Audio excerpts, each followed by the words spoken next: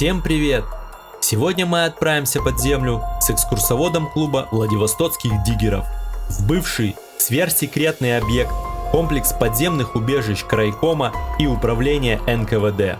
Побываем в стратегически защищенном узле связи, осмотрим небольшие казармы для личного состава, увидим артезианскую скважину и дизель-генераторную, посетим зал для совещаний и выход к убежищу Крайкома.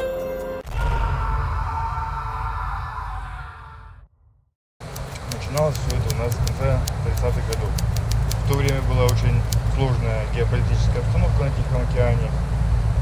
Германия и Япония заключили антикоминтерновский пакт. Это документ, агрессия которого была направлена именно на коммунистические государства. А так как у нас в то время, собственно говоря, наша страна являлась огромным коммунистическим государством, агрессия этих стран была направлена непосредственно на нас. Также в то время еще проходили бои на Хасане, и, учитывая все эти факты, было решено назначено собрание крайисполкома и сотрудников НКВД, главного управления. Оно прошло, и было принято решение на этом собрании усиляться, строить убежище, что в принципе и было сделано. Наверху у нас на Суханова вот такой вот есть дом, наверное, все его видели. В настоящее время там расположен физмат РФУ. Вот. А в 40-е годы там располагалось главное управление НКВД по Приморскому краю. Ну, что такое НКВД, наверное, все знают. Ну, для наших младших научных сотрудников это ФСБ, знаешь, что такое? Ну, вот как ФСБ, только намного круче. Они своими силами и с помощью бесконвойных заключенных построили себе убежище под своим зданием на 60 человек с эвакуационным выходом к нынешнему театру Горького. Выход мы тоже сегодня посмотрим, и убежище посмотрим даже со всех сторон. Вот. Далее, если мы вот посмотрим туда, угол дома видим такой бирюзовый, голубоватый. Сейчас там находится Банк Приморья, а в 40-е годы там располагался как раз крайисполком. То есть, грубо говоря, администрация Приморского края.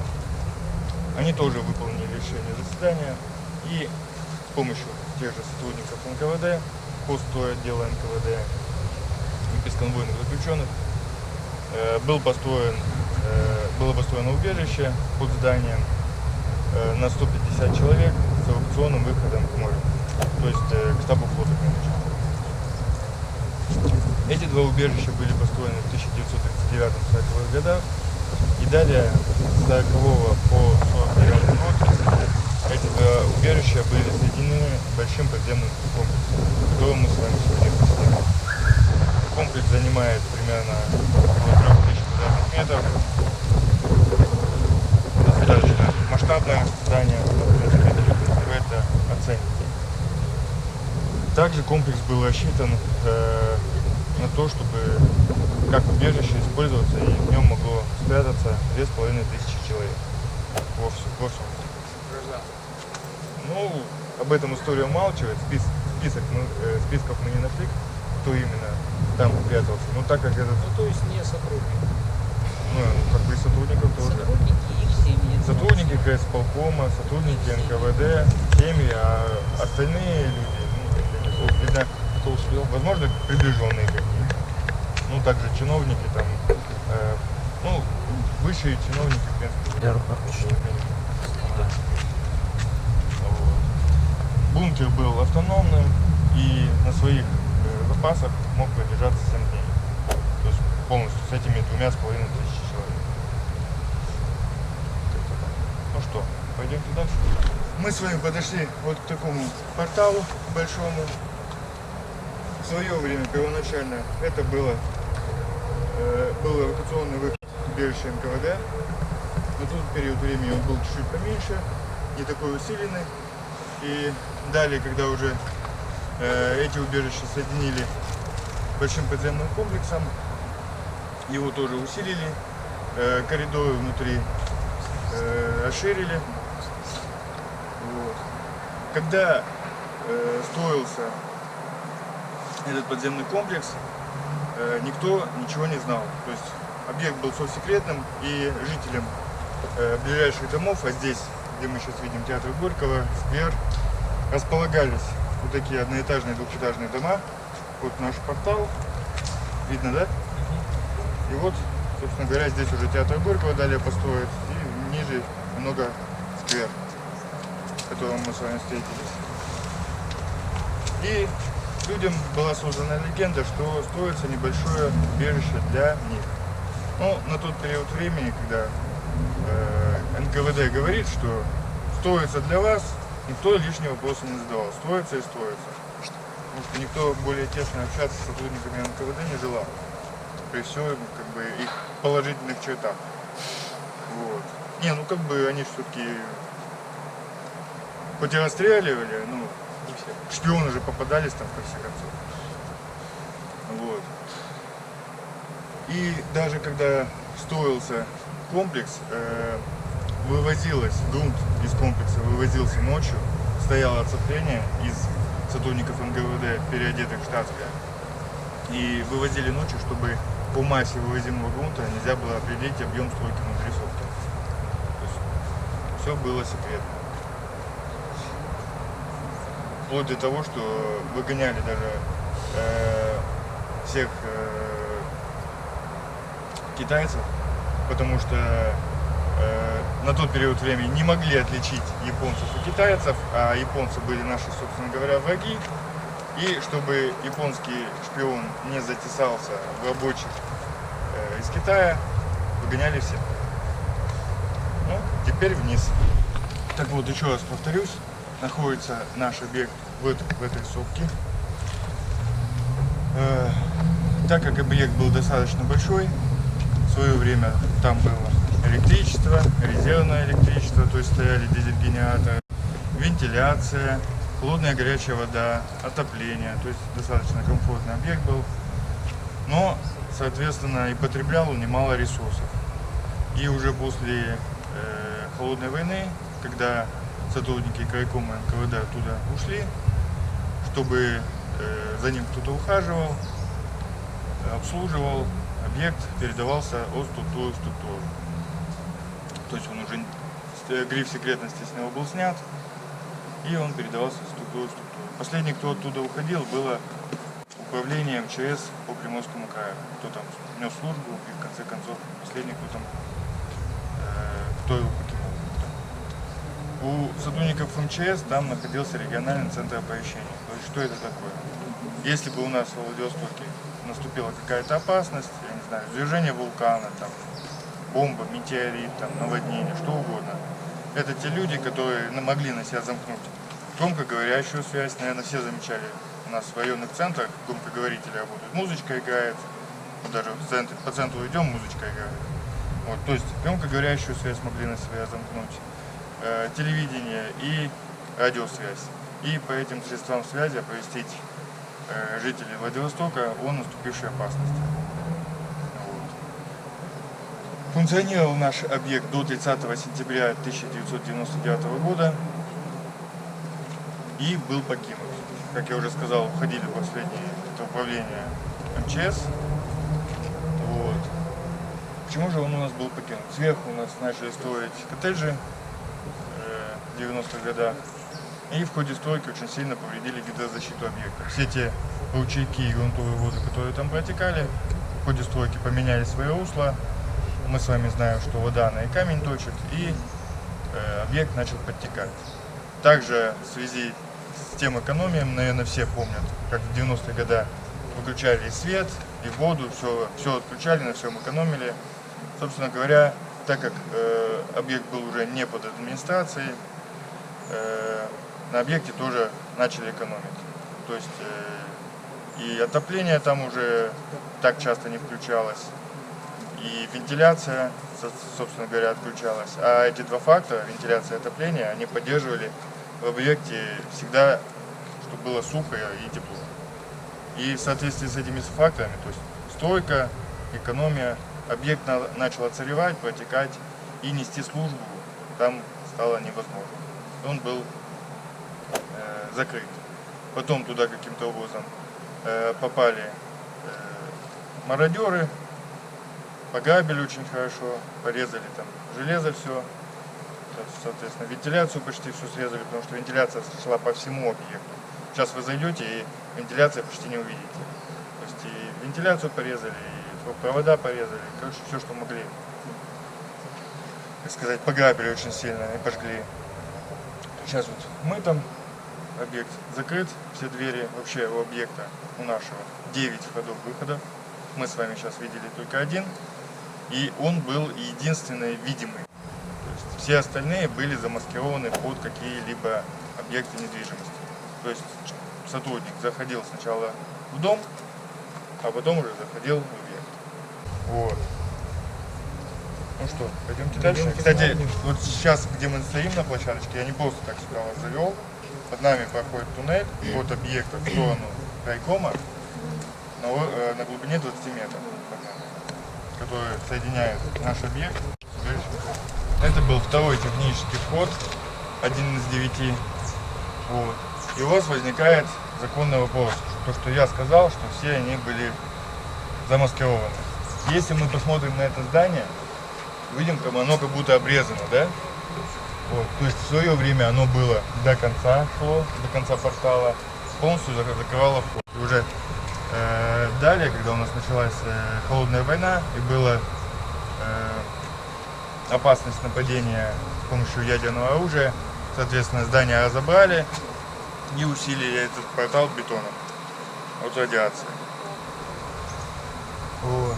Дальше у нас по почтовому переулку есть еще один вход. Если этот был для технического персонала, то тот вход был для военнослужащих. То есть они сразу, это вот здание было общежитием НКВД, то есть очень было удобно. Из общежития вышел, прошел дорогу, через дорогу и ты уже на работе, грубо говоря. Вот. Сейчас, кто еще не оделся, советую одеться. Я иду сейчас замыкающим, чтобы закрыть дверь.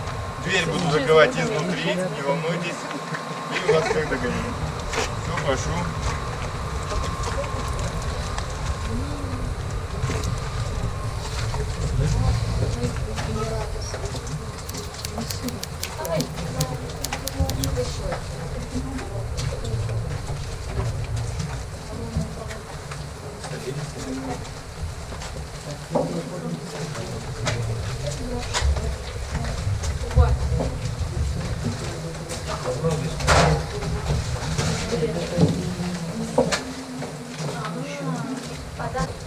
Смотрите, мы с вами зашли в убежище.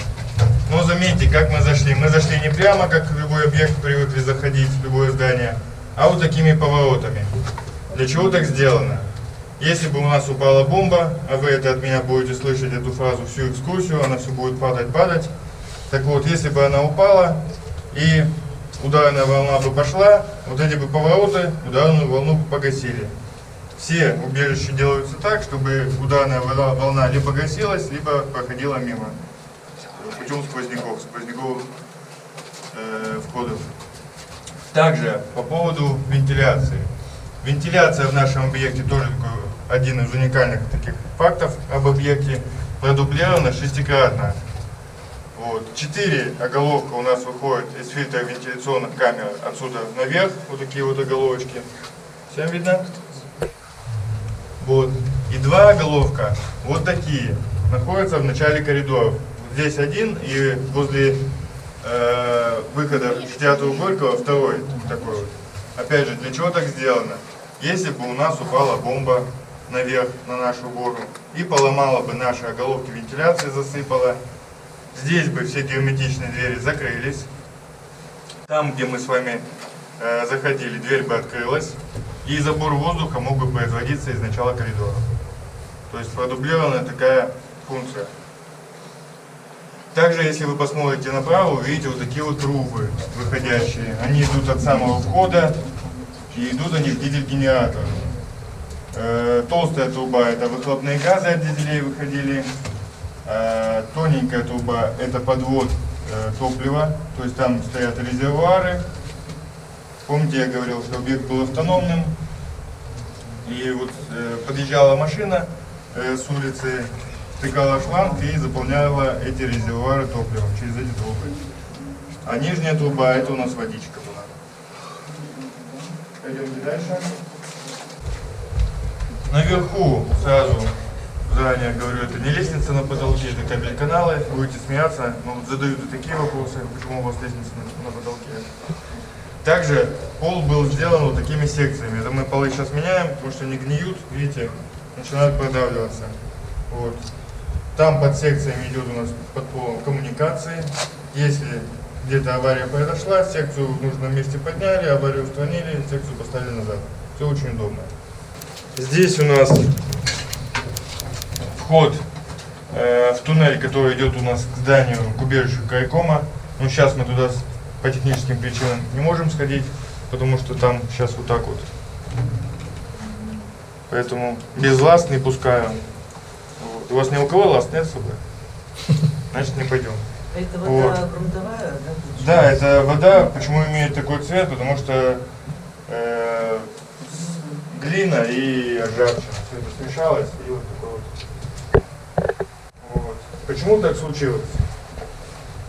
Когда строили полностью объект, то есть соединяли основной комплекс с убежищем Крайкома, смотрите, вот, фотографии есть, такая карта старая, желтый кружочек, это мы находимся здесь, видите, его пересекает черная линия, да? Это геологический разлом, который здесь, наверное, уже существует не 1000 лет под землей. Вот. И когда соединяли наш подземный комплекс, как раз строили вот этот туннель, нарвались на этот геологический разлом строители. Была дана команда обойти его в самом узком месте, что и было проделано. Но пошла грунтовая вода очень сильно. Что сделали наши инженеры? Сюда привезли мощные морозильные установки, воду довели до твердого состояния, и пока она была в таком состоянии, достроили туннель. А для отвода воды была сделана шахта. Но так как ее последние лет 20 никто нормально не обслуживал, вот сейчас имеем то, что имеем. Вот. На входе, особенно в ливне, там вот так вот происходит. Вот. Но если бы мы с вами туда зашли, можно сказать, проведу я вам небольшую туда экскурсию такую с картиночками, мы бы с вами спустились бы вот по такой лестничке, 98 ступенечек, через шахту Фурнеля вниз, где-то она высотой с 8 этажей. Далее вот по таким широким паттернам дошли бы до убежища Крайкома. Почему такой широкий туннель, да? Кстати,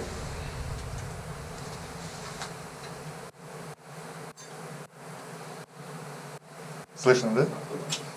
Там вода. Там сотрудники Крайкома. До сих пор. Ну. Вот. Почему такие широкие туннели? Это так называемые туннельные казармы. То есть, если у кого-то в представлении комплекс на 2500 человек были отдельные комнаты, в которых бы комфортабельно устроились эти люди, нет. Вот в таких вот туннельных казармах слева-справа ставились двухъярусные кровати. Люди там сидели, ну, те, кто чинами поменьше. Думаю, те, кто повыше, все-таки бы немного покомфортнее разместились. Ну вот, люди там сидели, да, было неудобно, некомфортно, с одной стороны, зато все бы остались живы и здоровы. А это уже большой плюс, на самом деле. Вот. Из убежища Крайкома вот такая вот лестничка винтовая шла в банк. Мы туда тоже в свое время ходили, кредит нам не дали. Вот. И дальше, опять же, такие широкие туннели идут у нас в сторону моря. Черное видите, да, по стеночкам? Ну, это уровень затопления, то есть вода оттуда поднимается периодически. Ну и уже в конце там туннель, получается, у нас сужается и, соответственно, совсем плохо А в становится. сторону моря это где выходит где-то? Выходил раньше около штаба флота. Где подводная лодка, знаете? Ага. Вот где-то там вот выходил. То есть между подводной лодкой выход и штабом флота был. Вообще туалетов здесь в объекте 8 штук. Это 2 из них. Газету не включили. считаешь? Ну, вообще да. Но зато, если у кого-то случится, так сказать, ситуация, левый туалет можно будет посетить. Везде гидрантики у нас уже красненькие, красивенькие.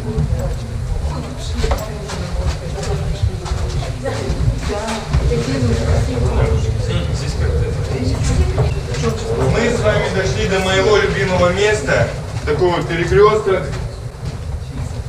И на этом перекрестке очень хорошо чувствуется масштабность объекта. Если мы посмотрим в одну сторону, мы не увидим ни конца, ни края, да? Что-то ушки. Подожди, так это уже... Ну, здесь менялся был. 73 год. Если посмотрим в другую сторону, опять же, не увидим ни конца, ни края, да? То есть чувствуется, что объект совсем не маленький. Над нами сейчас, над нашими головами 20 метров скалы. То есть чем хорош наш Владивосток, это нашими сопками. Да, зимой мы их очень ругаем, особенно когда у нас машина неуправляема, катится в другую машину. Но если учитывать все оборонительные строения, нам, допустим, не надо копать вглубь, мы можем копать просто прямо в сопку. Чем мы дальше в сопку продвигаемся, тем над нашими головами больше защиты. То есть главный калибр не достанет. Да. Ну, на тот период времени бы не достал. На нынешний, сейчас уже вооружение совсем другое, то есть обрушение бы, ну вот узел связи бы, скорее всего, не достал, там 40 метров. У меня есть вот такая карта, наш объект. Мы с вами зашли здесь, прошли вот ряд помещений. Вот у нас туннель под Светланской уходит к штабу флота. Мы сейчас с вами здесь на перекресточке. Мы с вами пойдем направо, пройдем ряд помещений, о которых я вам расскажу. Здесь у нас эвакуационный выход, убежище НКВД было, то есть выход к театру Горького, который мы видели. Далее мы поднимемся с вами наверх на Суханова под здание НКВД, посмотрим убежище НКВД. Потом вернемся, сходим в защищенный узел связи. Опять же вернемся, посетим командный отсек и дизель-генераторную. Вот То такой. есть оно использовалось по прямому назначению, в смысле, по жилью. НКВД. Да. Пыточно. Нет, ну пыточных здесь не было.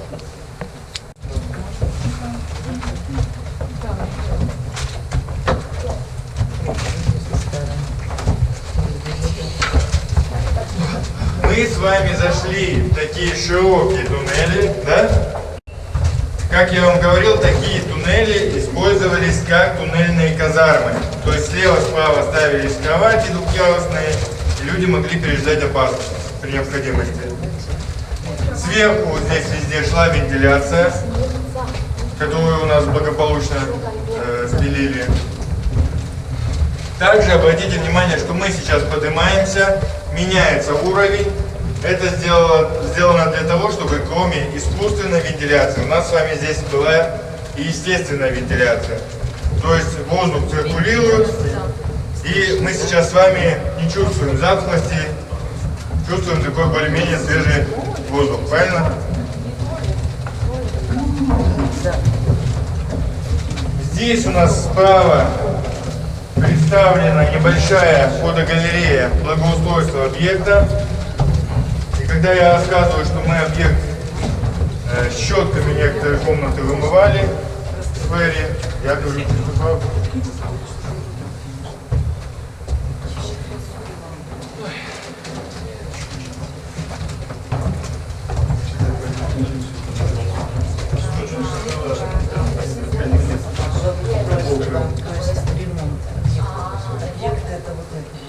То есть полы тоже почти полностью везде были поменены. А? Да, потому что очень сильно гниет. Летом очень сыро.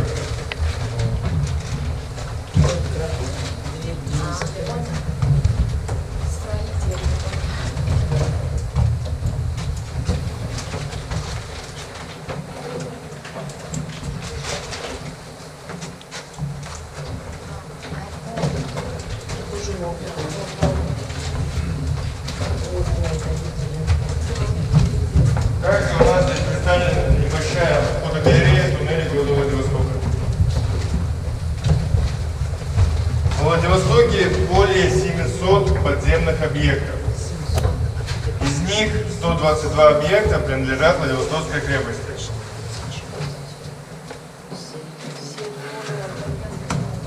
Это один из тех факторов, почему у нас Владивосток ни разу не воевал. И этот объект на все свои 100%, по всем предназначениям не использовался. То есть 2500 человек здесь никогда не пряталось, потому что Владивосток не воевал. Если мы посмотрим вот эту карту, я немного вам покажу, почему Владивосток не воевал. Подходите поближе.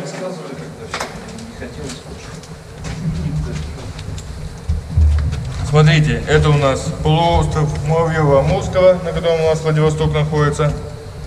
Так, все желающие, кто хочет послушать, может подойти. А это остров Русский.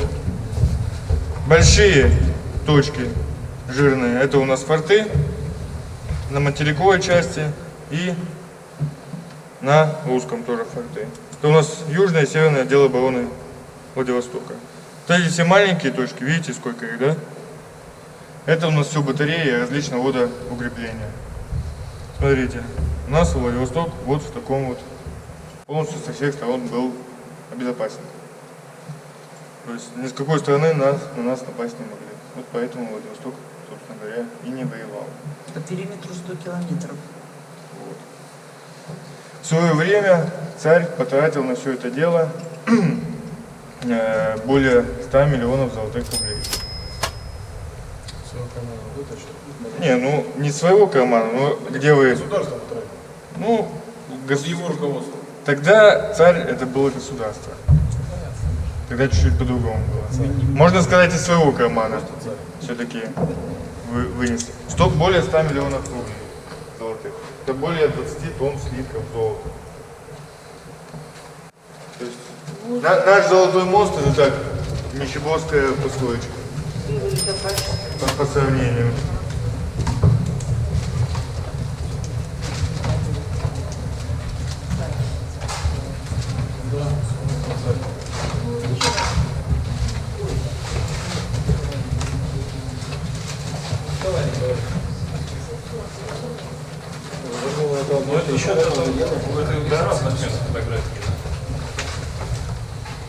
На сайте у нас как бы есть. Да.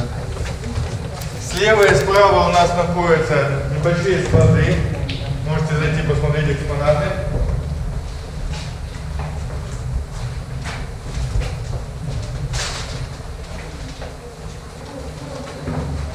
Все, кто когда-либо был связан с этим объектом, все писали подписку о неразглашении. Подписочку вы можете посмотреть в левой комнате на столе. Копия, которая была взята в свое время из архива.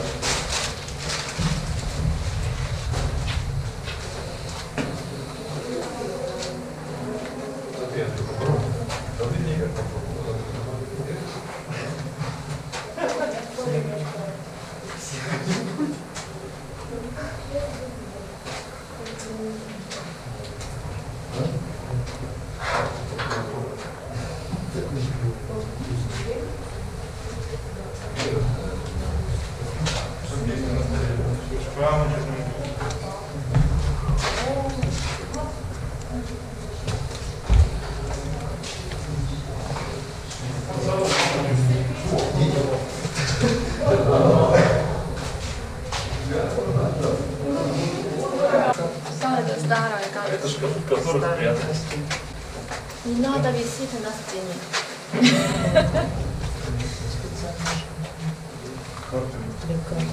Это секретные карты. Был я в свое время ДСПшником.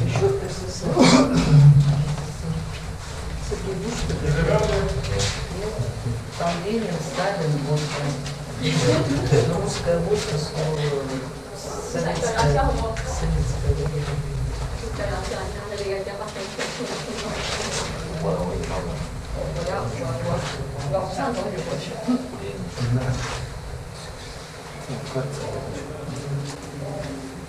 Не будешь снимать, нет?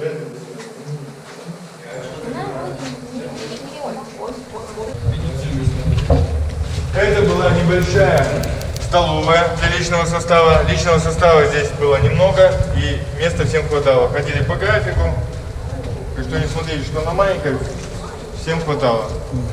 Вот. А люди, которые бы здесь были 2500 человек, они бы кушали сухпай.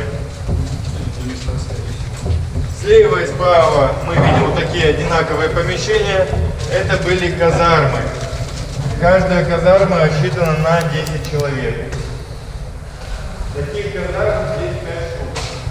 Для личного состава, который здесь служил и ходил в караулы и наряды. Еще 2 туалета. Да, в свое время вот в эти туалеты унитазы были сняты с немецких крейсеров. То есть там свастики, конечно, нету, но это тоже не характерно унитазы в таких общественных местах. Справа у нас была комната начальника караула и оружейная. А слева у нас находился центр фекальной перекачки. То есть, что это такое? Если бы у нас упала бомба и ударная волна пошла по трубам канализации, чтобы у нас фонтаны из туалета не пошли, у нас вот эта комната была создана. Здесь под комнатой есть резервуар большой, где бы вот эта вот ударная волна у нас и погасла. И дальше бы не пошла. Что-то газа нет, еще не появились.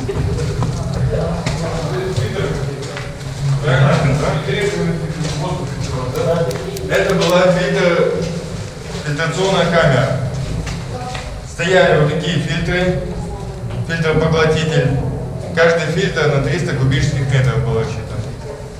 Вот. Почему здесь вот рядом эти фильтра? Потому что внутри они одинаковые. Внутри находится заактивированный уголь. Они соединялись вот так вот, такие вот агрегаты.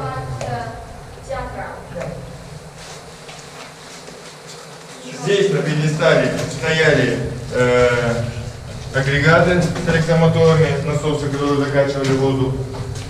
А вон там воздух шел оттуда.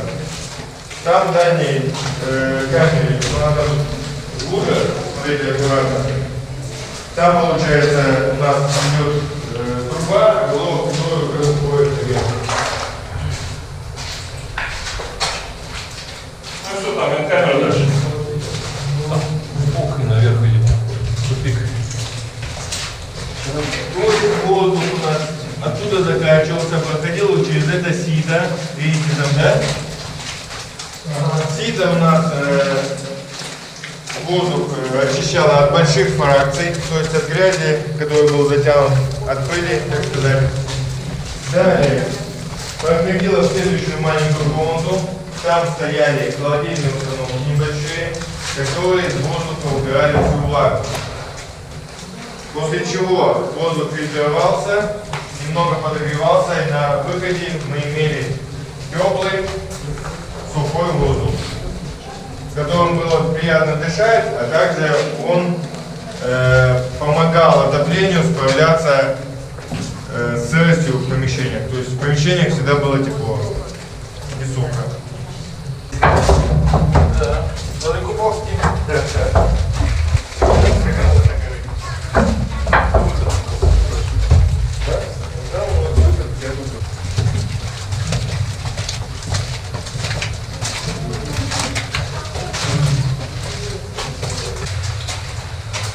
Сейчас вместе соберемся.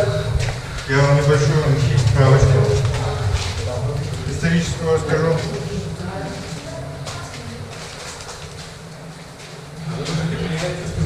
Да, все верно. Потому что над нами всего 5-7 метров скалы. Поэтому ближе немного вверх.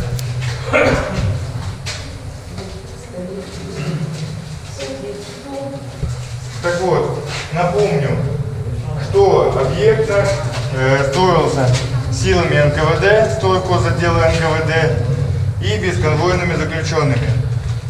На 80% объект строился вручную и с помощью взрывных работ. То есть вот таким образом строился объект.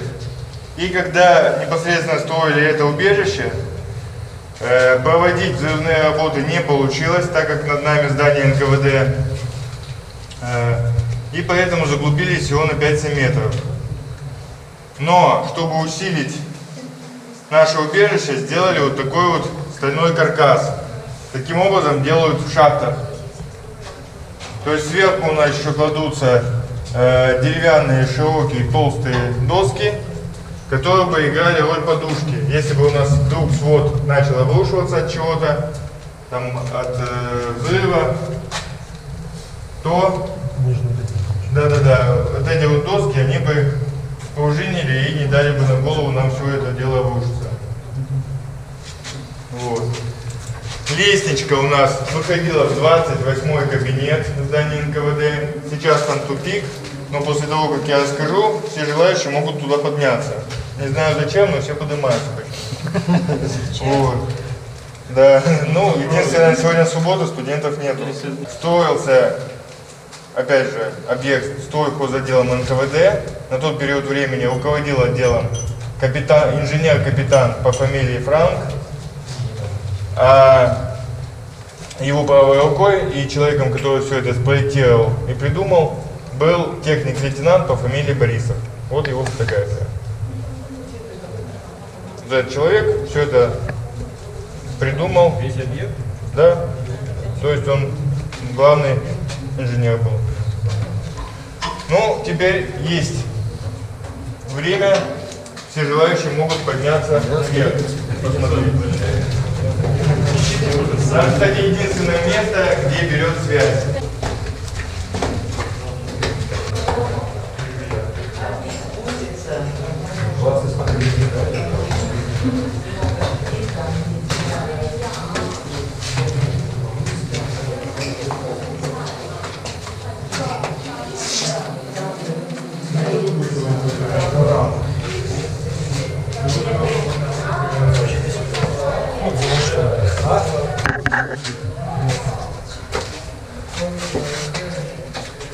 Замуровали, тема.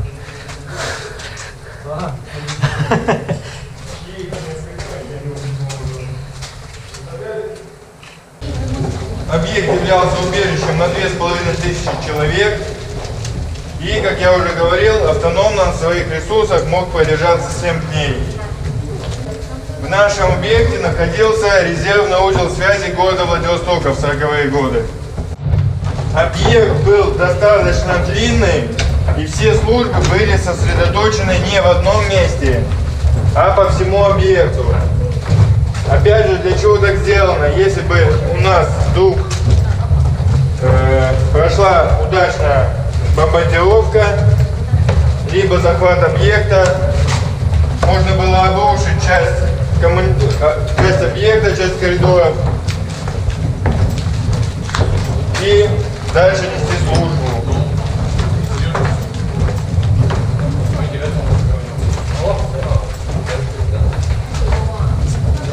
Справа это не вешалки, все же это были кабель-каналы для проводов.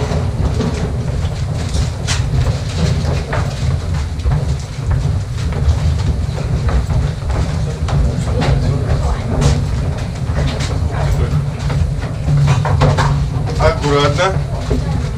Непонятно, почему не была достроена эта комната, но по ней очень хорошо видно, каким образом велось строительство. Помните, я вам говорил, что оно велось с помощью взрывных работ. Здесь вот в скале видно, есть дырочки правильной формы. Вон, видите, дырочка?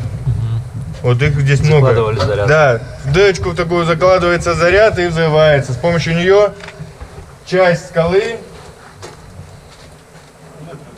обрушалась, которую потом долбили на более маленькие компоненты и уже увозили на тележках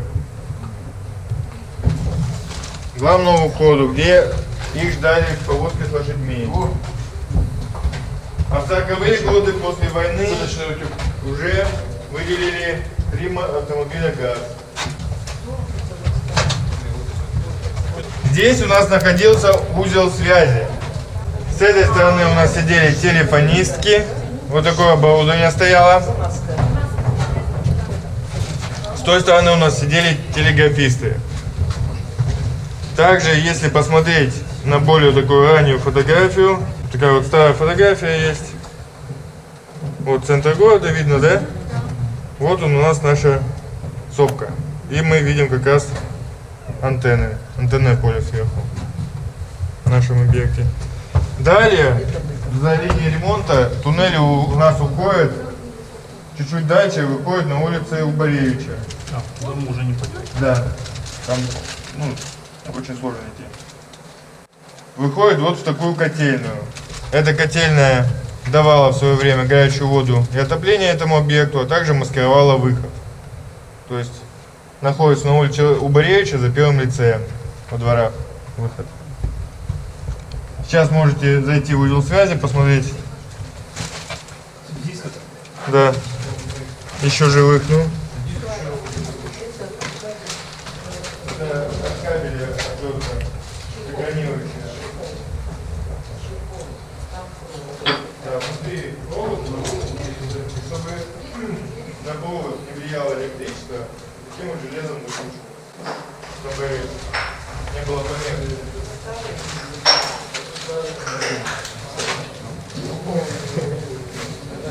Это же аутентично. Ну вот там написано что. Да, там что-то написано.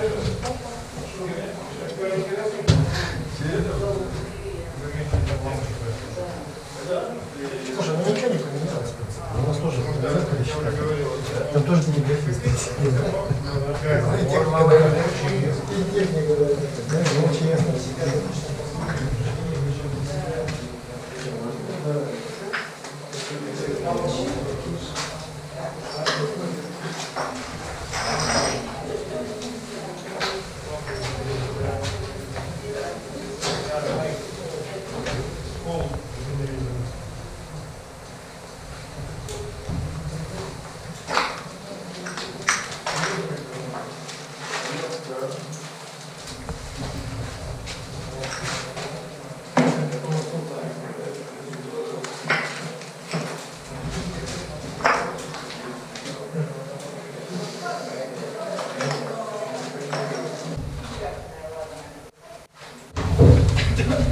Вот такое вот жилое помещение было для сотрудников.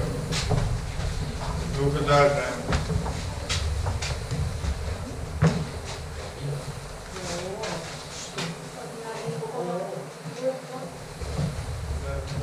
Ну, дома дорога так приятно было привозить, поэтому мы туда приехали.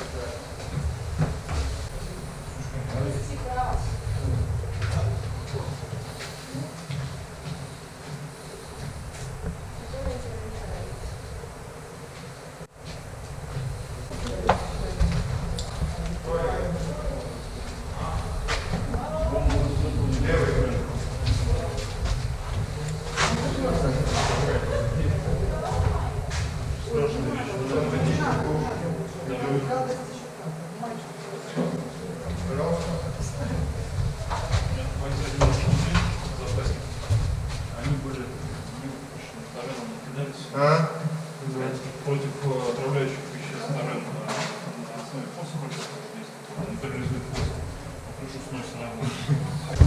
Позиция огонь. Здесь у нас располагалась артезианская скважина.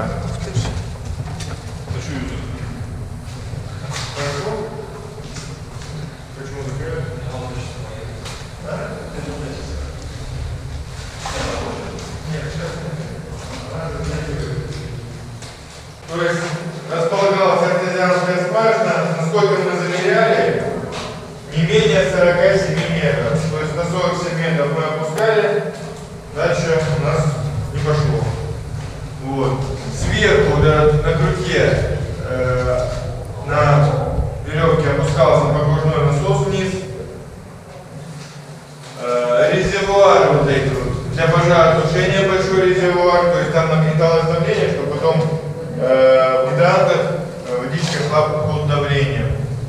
Такую же функцию имеют вот эти три бака, чтобы у нас потом водичка в кранах тоже шла под давлением. То есть красненькие, видите, да, сантехника, зеленый и красный. Красный это все, что касается пожаротушения, то есть зелененькая это все питьевая водичка была. Да, сходился проверил. Нам смешно, интересно.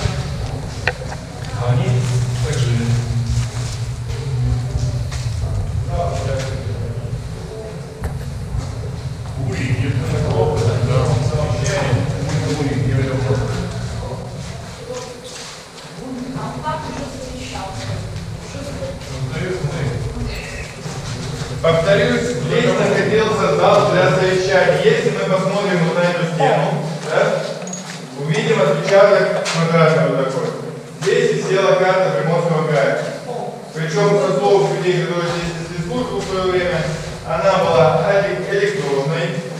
То есть, не как планшет, конечно же, пластиковая карта с лампочками, районы подсвечивались, перемигивались с разными цветами. То есть, на тот период времени достаточно передовые технологии были. Нано, буквально. Здесь опускался экран, люди на совещании могли посмотреть какие-то видео. Таких объектов, именно правительственных, сейчас в открытом доступе, куда можно сходить, 4 штуки. Владивосток, Хабаровск, Москва и Самара. В Самаре находится музей, бункер Сталина. Наверное, многие слышали, кто-то даже слышал, здесь у нас из группы его посещал. И в свое время, если бы здесь все не разобрали, было бы, возможно, вот так.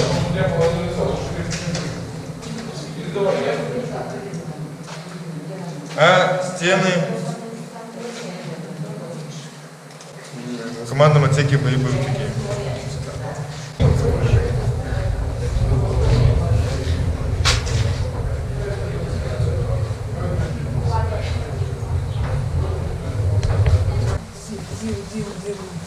Повторюсь, здесь у нас находится два генератора общей мощностью 160 киловатт. Генераторы менялись, то есть они не 40-х годов. Один 82-го, другой, по-моему, сейчас. То есть, когда уже переходил, модернизация проходила, вот в этой комнатке рядышком, дверь, которую открыли, там находится два резервуара. Один с топливом, второй с водой. Большой резервуар с топливом, который обеспечивал резерв топлива и работу дизель-генератора в автономном режиме. Он как раз наполнялся по той трубе, которую мы с вами видели в начале случая. Вот те самые трубы большие, в которых выходили выпускные газы. У нас рабочий стоит.